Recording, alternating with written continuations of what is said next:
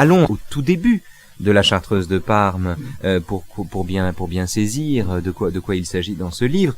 Le roman commence à Milan en 1796 par les confidences finalement d'un lieutenant français dénommé Robert, dont Stendhal laisse entendre qu'il est le père véritable du jeune Fabrice del Dongo, en lieu et place du marquis del Dongo, qui lui est un réactionnaire pathétique, partisan de l'Autriche, et contraint d'accueillir les soldats qui arrivent en vainqueur, les soldats de l'armée napoléonienne qui arrivent en vainqueur à Milan. Gérald Rano. Oui. Cette page est une page, effectivement, vous savez que Balzac lui reprochait les longueurs de la première partie, il a dit... il répond à Balzac. Il fallait enlever les 80 premières pages. Voilà. Oui. Et en substance, il répond, je peux pas enlever ça. C'est pas possible, j'y arrive pas, c'est bon. Alors, on a toujours dit que, c'était toute sa jeunesse qui disparaissait s'il supprimait ces pages. Donc, on a cherché une raison sentimentale. Je crois qu'il y a une raison littéraire, beaucoup plus littéraire et, je dirais presque philosophique, même si vous voulez. C'est-à-dire que ces 50 premières pages sont absolument constitutives du roman.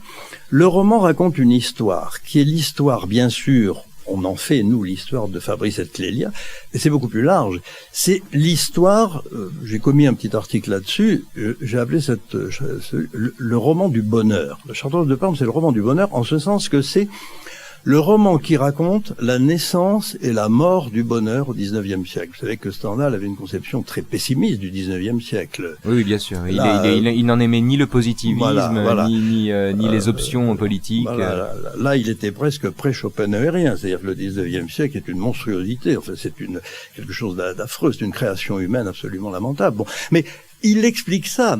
La Chartreuse de Parme raconte finalement une période de l'histoire que Stendhal transforme finalement en roman mythologique du bonheur.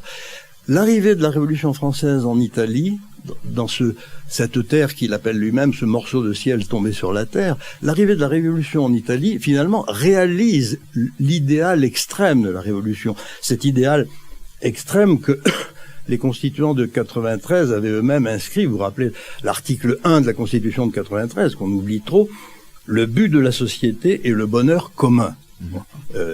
La constitution suivante a évidemment balayé tout ça, mais c'est fabuleux de se rappeler que cette constitution de 93, qui conduira à la terreur, a écrit quand même cette phrase qui explique qui justifie d'ailleurs la fameuse phrase de Saint-Just, le bonheur est une idée neuve en Europe. C'est vraiment, à la limite, le but de la révolution, le but politique, le but social, le but historique. Bon. Et Stendhal, selon vous, s'inscrit dans cette tradition historique. Hein. C'est un enfant de 93. Ah, tout à fait. C'est un enfant de 93. Mais pourtant, Stendhal aime l'empereur. Hein. Il aime le consul. Ah, il aime l'empereur aussi. Il n'aime pas que Bonaparte. Hein. Non. Il aime Bonaparte, il n'aime pas Napoléon. Quand il raconte dans son journal, il est à Paris et il assiste au cortège du sacre de Napoléon, le 2 décembre 1804. Oui. Il note dans son journal qu'il a vu passer « J'ai vu l'imposture couronner la tyrannie ». C'est quand même... bon. Il a admiré le personnage Bonaparte, il a servi l'empereur, mais... Au fond de lui-même, il n'y a qu'un personnage qui vaille, c'est le général triomphant des armées consulaires. Le 15 mai 1796, le général Bonaparte fit son entrée dans Milan à la tête de cette jeune armée qui venait de passer le pont de Lodi et d'apprendre au monde qu'après tant de siècles, César et Alexandre avaient un successeur. Les miracles de bravoure et de génie dont l'Italie fut témoin en quelques mois réveillèrent un peuple endormi. 8 jours encore avant l'arrivée des Français, les Milanais ne voyaient en eux qu'un ramassis de brigands, habitués à fuir toujours devant les troupes de Sa Majesté impériale et royale. C'était du moins ce que leur répétait 3 fois la semaine un petit journal grand comme la main, imprimé sur du papier sale. Ce sont les premières lignes de la Chartreuse de Parme, et d'une certaine manière dans ce roman qu'il écrit au jour le jour, dont il ne sait pas la veille où il ira le lendemain, tout est dit, non? On peut le dire comme ça, Gérald Rano. Oui, tout est dit, parce que c'est ça l'essentiel, c'est cette explosion de joie dans le plus heureux des peuples, au fond. Encore une fois, ce qu'on voit, comme chez Madame de Rênal tout à l'heure, qu'est-ce que c'est que le bonheur? C'est un réveil. Bon. Le bonheur, au fond, c'est ça, chez Stendhal. C'est, par rapport à la condition humaine habituelle, qu'il caractérise par un mot pré-baudelairien, d'ailleurs admirable, c'était d'ailleurs le titre du chapitre de la rencontre de Madame de Rênal et Julien, l'ennui. Bon, cet ennui dont il hérite de Madame du Deffand, de la notion de spleen, etc. Bon, 18e. L'ennui, c'est c'est cette espèce d'absence de sensation. Il n'y a rien. Bon, c'est le vide. Or, la vie, malheureusement, et 3/4 du temps, c'est l'ennui, c'est Madame Del Dongo avant l'arrivée de Robert. Hein. Voilà, c'est Madame de Rênal avant l'arrivée de Julien. Bon, l'ennui, c'est ce vide de l'existence qui est tout d'un coup réveillé par l'arrivée d'un personnage. Et alors, chose intéressante, parce que c'est très construit chez Stendhal, il expliquait que c'est les fameuses épigraphes avaient un sens. Bon, sous le titre L'ennui, qu'est-ce qu'il met? Il met un épigraphe très curieux. Non so più cosa son, cosa faccio. Ça, c'est le début, donc, c'est le début du chapitre début intitulé L'ennui, chapitre 6 du Rouge et le Noir. Voilà, juste avant la phrase « avec la vivacité et la grâce », c'est juste au-dessus, c'est-à-dire que l'ennui est réveillé par qui? Par le chérubin de Mozart. Voilà. Julien Sorel. Voilà, Julien Sorel, c'est le chérubin de Mozart. Bon. Et c'est même pas le chérubin de Beaumarchais, c'est le chérubin de Mozart. Il cite le texte de Da Ponte et non pas celui de Beaumarchais. Donc, c'est ça le bonheur. C'est, dans une vie, tout d'un coup, le réveil a lieu, une sorte de réveil absolument prodigieux, éblouissant, hypnotisant, mais comme vous dites, l'essentiel, c'est de le faire perdurer. Alors là, on peut le faire perdurer, il y a des tas de possibilités. Il y a la rêverie et la mémoire.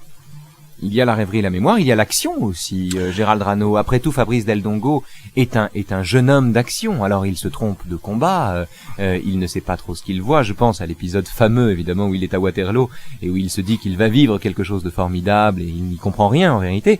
Mais il y a aussi l'action finalement comme remède à l'ennui chez Stendhal. Del Dongo tue, il demande à être enfermé, il se bat, il se défend, il se rend quelque part, il se trompe, il s'égare, enfin il agit. Oui, il agit, mais il agit au fond parce que là aussi, dans un sens, c'est une façon d'aller à la chasse du bonheur, si vous voulez, pour revenir. Bon, le bonheur, ou bien c'est un bonheur, ou bien le monde est heureux, et c'est la fonction des gouvernements, des bons gouvernements, etc. Le monde doit être heureux. Il reprend ça aussi chez Helvétius. Là, une bonne législation est une bonne législation qui trouvera le moyen de moraliser les hommes pour rendre tout le monde heureux. C'est le but d'une bonne législation. Bon, mais malheureusement, ça n'arrive pas. Quand cette législation n'a pas lieu, qu'est-ce qui se passe? Il se passe que c'est à l'individu d'assurer son bonheur. Bon. Et de l'assurer à ce moment-là par tous les moyens disponibles qui lui sont, c'est ce que vous appelez l'action. Ça peut être partir dans une chose absurde comme Waterloo. Ça peut être aussi, instinctivement, confusément et inconsciemment, réaliser ce geste fou qui consiste à tirer 2 balles de revolver sur une femme. Ça, c'est Julien Sorel qui tire sur Madame de Rênal. Non pas pour la blesser, mais finalement pour se libérer et finalement se découvrir. Julien Sorel, où est-ce qu'il apparaît? Le vrai Julien Sorel apparaît là où Madame de Rênal le retrouve, d'ailleurs, c'est dans la prison. Et on trouve là aussi la fameuse prison heureuse qu'on trouve dans la Chartreuse de Parme. C'est-à-dire dans la prison, l'individu s'est retrouvé lui-même, s'est réveillé. Et il y a cette phrase aussi dont on revient tout à l'heure, la phrase que Stendhal dédie à Julien Sorel au pied de l'échafaud, jamais cette tête n'avait été si poétique qu'au moment de tomber. C'est pas magnifique, ça? Magnifique. Merci Gérald Rano.